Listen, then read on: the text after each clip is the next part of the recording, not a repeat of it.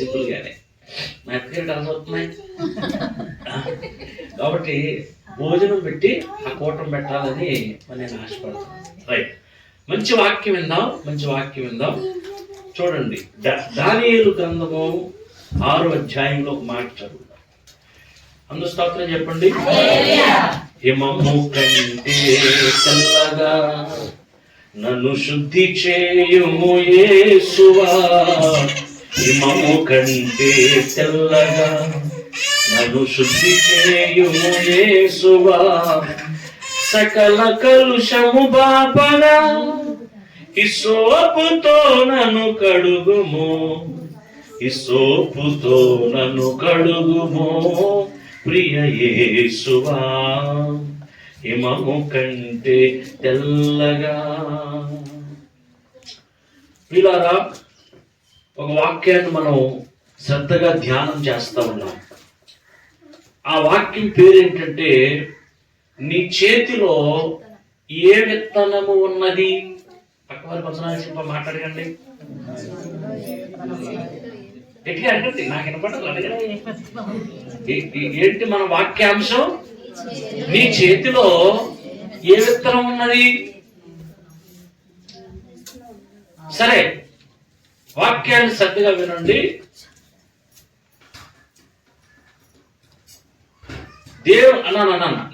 నాన్న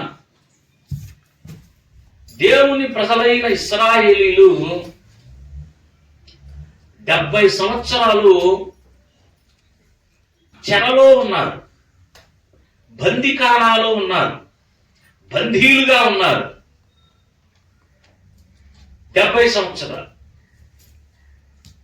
అయితే ఆ 70 సంవత్సరాల చెరలో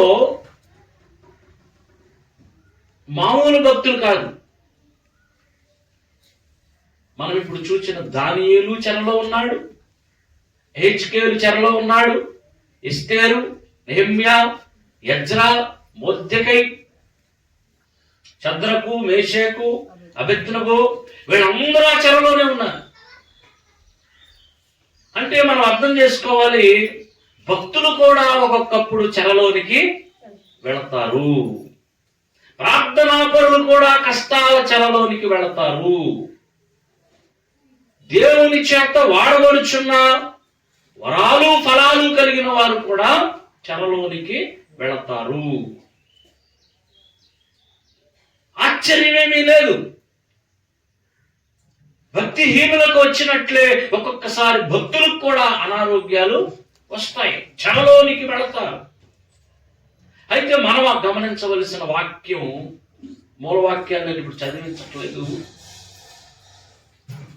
ప్రసంగం ప్రతి సమయంలో చదువుతున్నాం కాబట్టి, 70 సంవత్సరాల తర్వాత దేవుడు వారిని చెరలో నుండి విడిపించాడు. దేవునికి స్తోత్రం.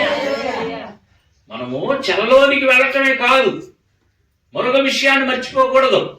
మనం చెరలోనికి వెళతాం ఒక్కొక్కసారి అన్న విషయమే జ్ఞాపకం పెట్టుకోవటం కాదు, ఒక విషయాన్ని కూడా మర్చిపోకూడదు.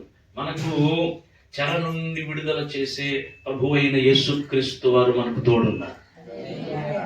చెరలో నుండి మనల్ని విడుదల చేసే దేవుడు మనకు తోడున్నాడు. ఆయన 70 సంవత్సరాల చెరలో నుండి వారిని విడిపించి వారి స్వస్థలానికి, యెరూషలేం దేవాలయానికి, వారి వాగ్దాన భూమికి మరలా వారిని తోడుకొని వచ్చినప్పుడు వారు ఒకరితో ఒకరు మాట్లాడుకుంటూ ఉన్నారు. ఏమనంటే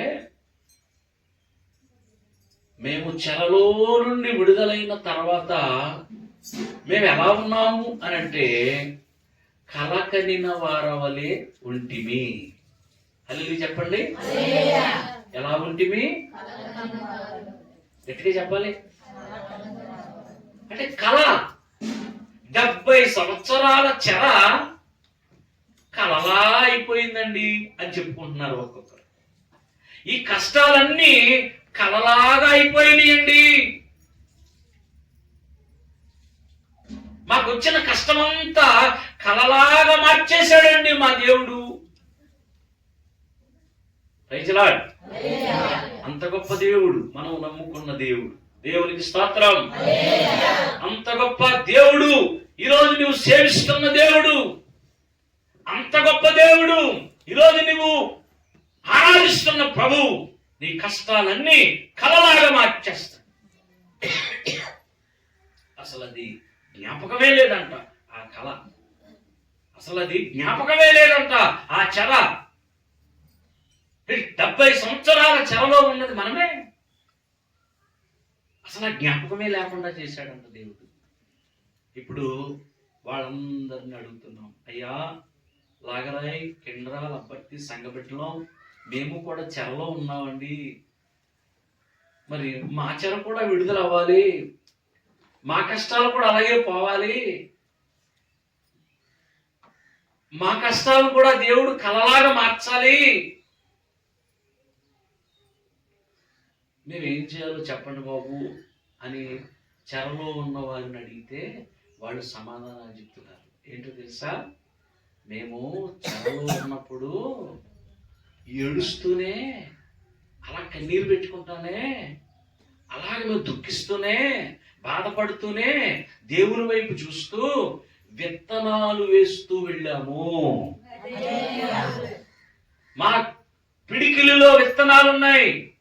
చదవద్దు కానీ 126వ కీర్తనలో ఆ మాట చెప్పారు వాళ్ళు. మా చేతిలో విత్తనాలు ఉన్నాయి.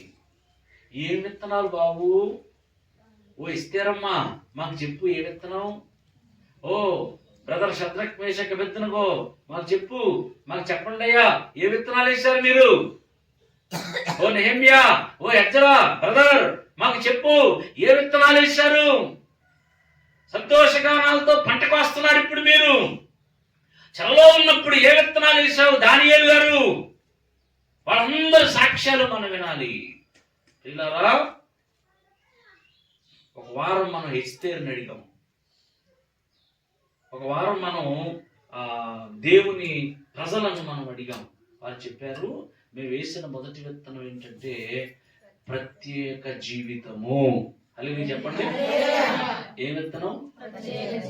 మరి ఈ విత్తనం నీ చేతుల్లో ఉందా? నువ్వు వేస్తున్నావా? సెపరేట్ గా జీవిస్తున్నావా? దేవుని బిడ్డవై ఉండి నేను దేవుని బిడ్డను అని నీవు సెపరేట్ గా జీవిస్తున్నావా? వేరుగా జీవిస్తున్నావా? మెయింటైన్ చేస్తున్నావా? అదొక విత్తనం. ఆ జీవితమే నిన్ను చెర నుండి విడుదల చేస్తుంది. ఆ సెపరేటెడ్ లైఫ్, సెపరేషన్ ఎక్స్పీరియన్స్ నిన్ను వేరు చేస్తుంది, ఈ చెర నుండి విడుదల చేస్తుంది. రెండో విత్తనం ఏంటంటే ఎస్తేరు గ్రంథంలో నేర్చుకున్నాం.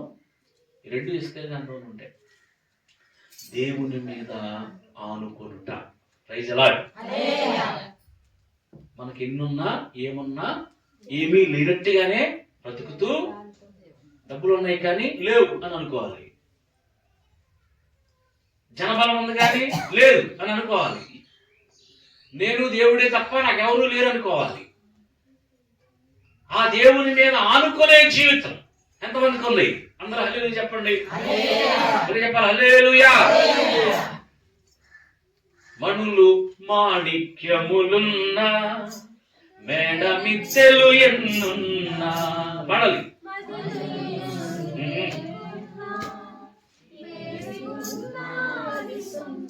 అని బతకాలి. ఏమని బతకాలి? నా దగ్గర ఉన్నాయన్నీ సున్నా. ఉగ్రత దినమందు నాకు ఆస్తి అక్కరకు రాదు, నా ప్రాణాన్ని ఎవరు కాపాడలేరు.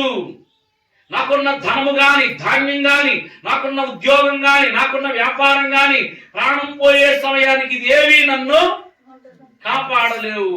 ఎన్ని ఉన్నా అన్ని సున్నా అని బతకాలంట. అదే దేవుని మీద అనుకోవడం. వెండి బంగారముల కన్నా యేసుని కలిగి ఉండెదము, వెలగల భూషణముల కన్నా. ఎన్ని ఉన్నా యేసుని మించిన వాడు లేడు అని మనం బ్రతకాలంట ఈ భూమి మీద. ఆయన మీదే ఆనుకోవాలి. అలా అనుకున్నాం మేము. మొర్దెకై ఎస్తేరుతో అన్నాడు, నీవు మౌనముగా ఉన్న ఎడల యూదులకు సహాయము వేరే దిక్కు నుండి వచ్చును. ఆ దిక్కే మా దేవుడు. ప్రైజలా. దేవుని మీద ఆనుకోవటం ఒక విత్తనం. మరి నీ చేతిలో ఈ విత్తనం ఉందా? నీ చేతిలో ఏ విత్తనం ఉన్నది? నీ చేతిలో ఏ విత్తనం ఉంది? ఈరోజు ఒక 15 నిమిషాలు మరొక విత్తనాన్ని మీ ముందు నేను ఉంచుతాను. దానియేలు గారిని అడుగుతాం. వీళ్ళందరూ చెరలో ఉన్నవాళ్ళే కదా. దానియేలు గారిని అడుగుతాం. 6వ అధ్యాయం. అప్పటికి దానియేలుని సింహపు ఎందులో వేశారు? అందరూ చెప్పాలి. మనం బోన్ అంటాం కానీ బోన్ అని ఎక్కడ బైబిల్లో లేదు. సింహాల బోన్ కాదు, సింహముల గుహ. బోన్ అని ఎక్కడ లేదు. కొన్ని మాటలు అంటాం మనం అలా, బైబిల్లో లేని మాటలు కొన్ని అంటాం.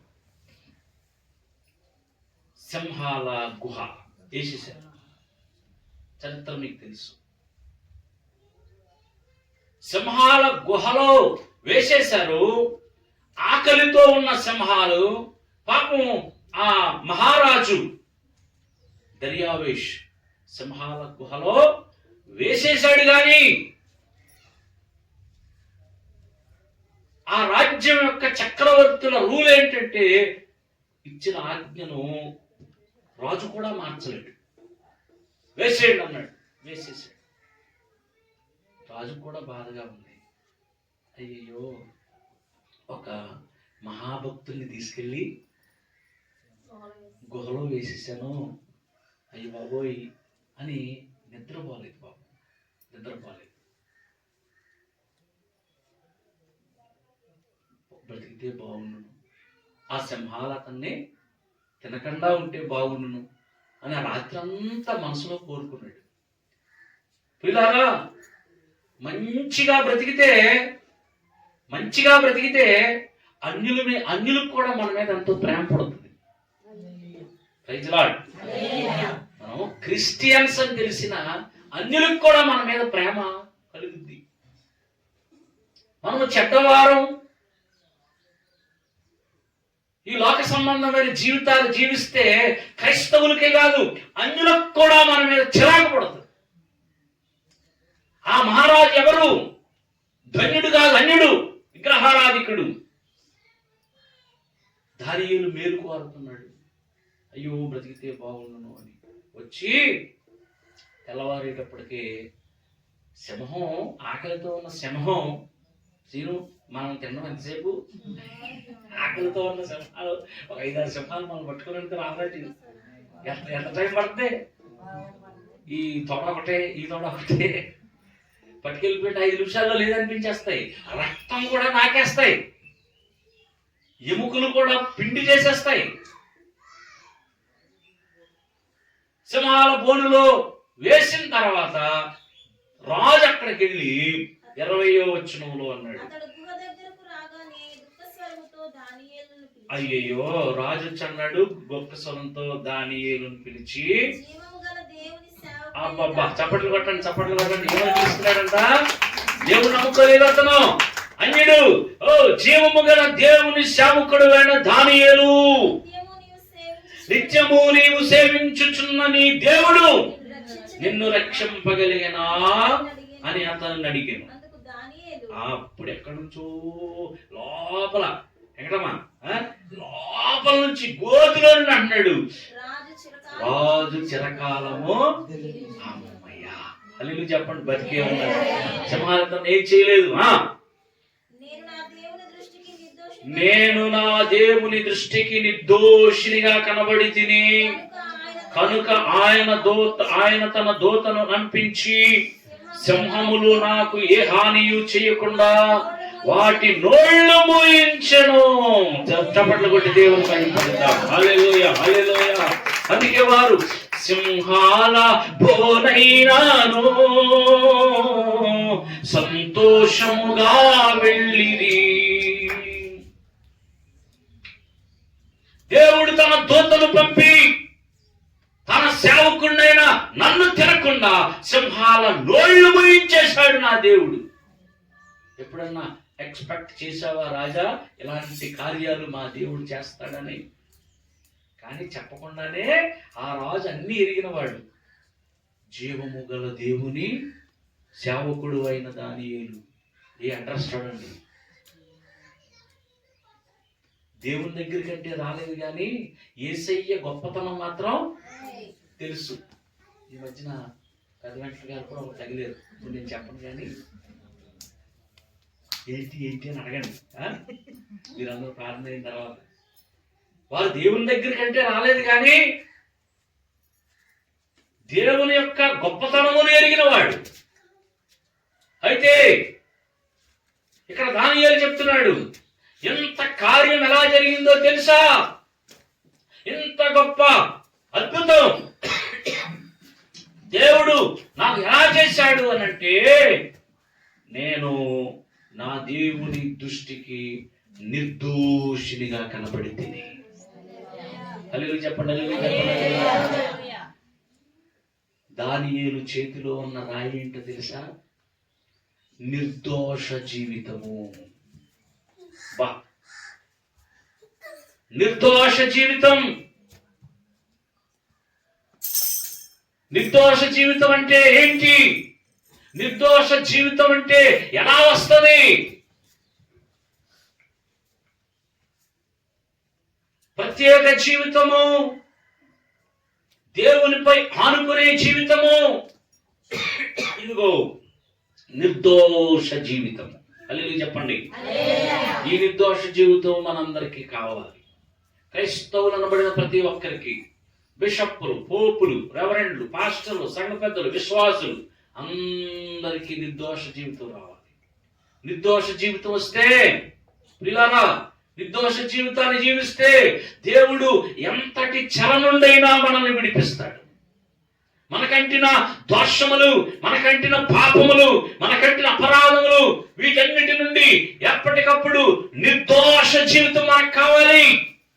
ఫలిత కింద కీర్తన చదివించింది, తన పాపములకు ప్రాయశ్చిత్తం, తన అతిక్రమములకు పరిహారం, ఇవన్నీ పొందుకుంటూ యెహోవా చేత నిర్దోషి అని స్టాంప్ వేయించుకున్నవాడు ధన్యుడు. ఇప్పుడు మట్టి పనికి వెళ్ళి మత్సలు వేయించుకుంటాం కదా. ఏం వేయించుకుంటాం? గట్టిగా ఏంటది? మత్సరా.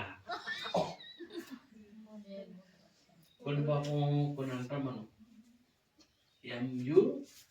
MUTTSUR, అది దాని పేరు మత్సర్.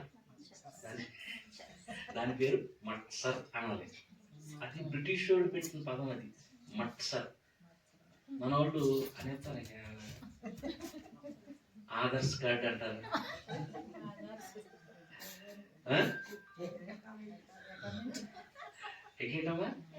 ఎకమెంట్ ఒకటి. ఈ ఆశా దగ్గర చాలా మంది వచ్చి ఉంటారు. ఎకమెంట్ గారు చాలా మంది వచ్చి ఉంటారు దగ్గరికి. వినాయ్, ఆధార్స్ కార్డు, అకైమెంట్, ఇంకా కొన్ని ఉన్నాయి. ఆ బట్టి పనికి వెళ్ళి ఈ ఫేస్ ఇదంతా కూడా ఫోటో తీయించుకోవడం, ఇదంతా మనం ఫోటో తీయించుకుంటుంటే ఆ రికగ్నైజ్ అవ్వట్లేదు అంటాడు. ఏ అంటే కాదు మా గుండె అంటాడు. గుండె ఏం చేయాలి తెలుగు. మరి ఎవరికి ఐడియా వచ్చిందో పక్కన ఒక ఆడ మనిషిని రమ్మని, ఆవిడ కొంచెం పెద్ద చుట్టూ ఉన్నట్టుంది, వీడు గుండె మీద అలాగే ఏంచి కనబడ్డాడు, వచ్చేది, రికగ్నైజ్ అయిపోయింది. సరే, ఈ పనికి వెళ్ళే వాళ్ళందరూ కూడా ఈ ఫేస్ రికగ్నిషన్, సంతకం, మత్సరం ఇవన్నీ కూడా ఎన్ని రోజులకు ఒకసారి వేయించుకోవాలి? Every day. దేవుని దగ్గర నుండి కూడా నిర్దోషి అనే స్టాంప్ ప్రతి ఉదయ సాయంకాలాలు మనకి పడాలి. దేవునికి స్తోత్రం. ప్రతి ఉదయం దేవా నన్ను కడుగు, నన్ను శుద్ధి చేయి, స్టాంప్ వేయించుకోవాలి. స్టాంప్ వేయించుకుని మనం బయటికి వెళ్ళాలి ఊర్లోకి. Praise Lord. మరలా ఈవినింగ్ ఉదయమంతా నాకు ఏ కళంకం అంటిందో, ఉదయమంతా నేను ఏ పరిస్థితిలో ఉన్నానో, దేవా నన్ను నిర్దోషినిగా చేయి. నేను చాలా విరోధ భావంతో ఉన్నాను, వాక్యానికి దూరమయ్యాను, మందిరానికి దూరమయ్యాను, పరిచర్యకు దూరమయ్యాను, నీ యొక్క సన్నిధికి దూరమయ్యాను, నిర్దోషిని చేయి అని స్టాంప్ వేయించుకోవాలి. ఆ నిర్దోష జీవితం మనల్ని ఎంతటి చెర నుండైనా మనల్ని విడుదల చేస్తుంది, ఎంతటి చెర నుండైనా విడుదల చేస్తుంది. దేవుని వాక్యాన్ని శ్రద్ధగా గమనించండి. ఎలా కాపాడుకున్నాడు? మనం అనుకుంటాం పవిత్రత ఎందుకు పోద్ది మనలో నుండి అని అంటే, మనం అనుకుంటాం కేవలం ఈ వ్యభిచార సంబంధమైన ఆలోచనలే నన్ను అపవిత్రపరుస్తాయి, వ్యభిచార సంబంధమైన తలంపుల వల్లే నేను అపవిత్రుడనవుతాను, అపవిత్రురాలనవుతాను, మోసము దొంగతనం వల్లనే నేను అపవిత్రుడనవుతాను. కాదు కాదు కాదు, చాలా విషయాలు మనల్ని అపవిత్రులుగా చేస్తాయి. లోకము, మన యొక్క ఆలోచన, భక్తి లేని జీవితం, ఇవన్నీ మనల్ని అపవిత్రపరుస్తాయి. అది మనం గమనించుకోవలసిన వారమై ఉన్నాం.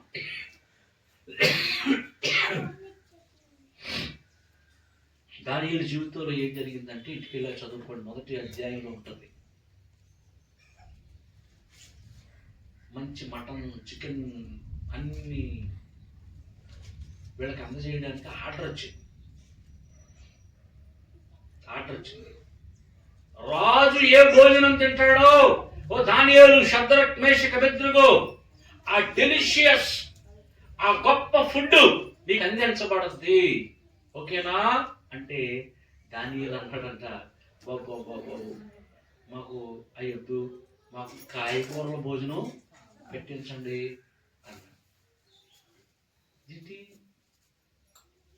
మంచి అన్ని కాస్ట్లీ రాయల్ ఫుడ్ పెడతామంటే వద్దంటున్నాడు. చూడండి ఒకసారి 1వ అధ్యాయం.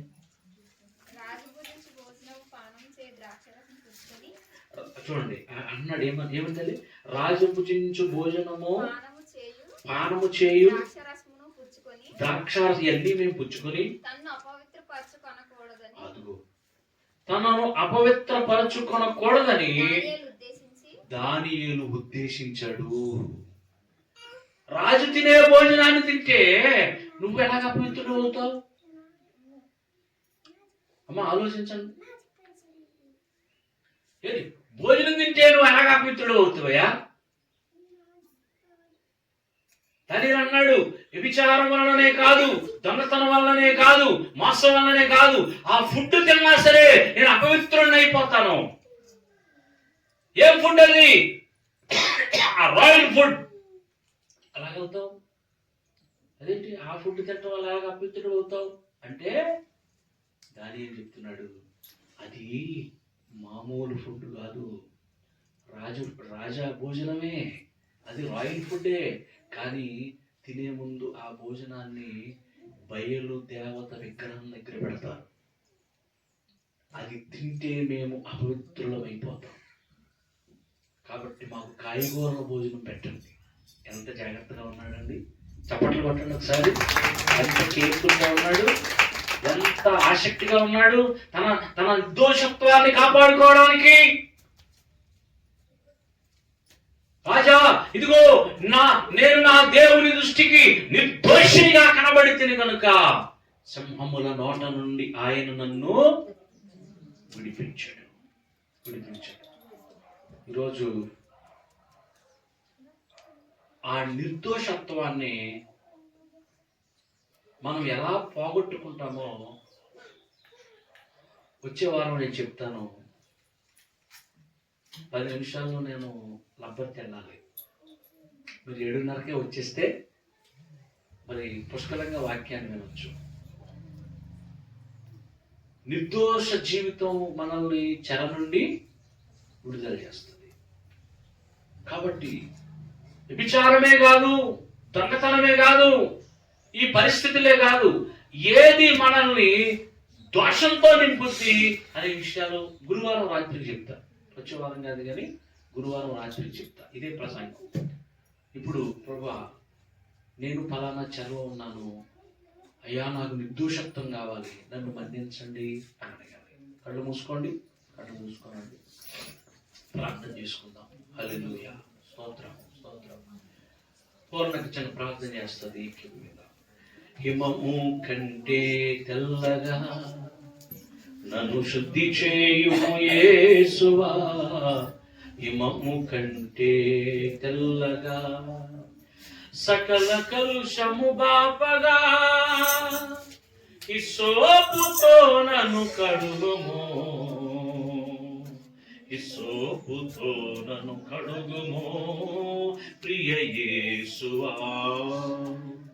హిమము కంటే తెల్లగా నన్ను శుద్ధి చేయుము యేసువా, హిమము కంటే తెల్ల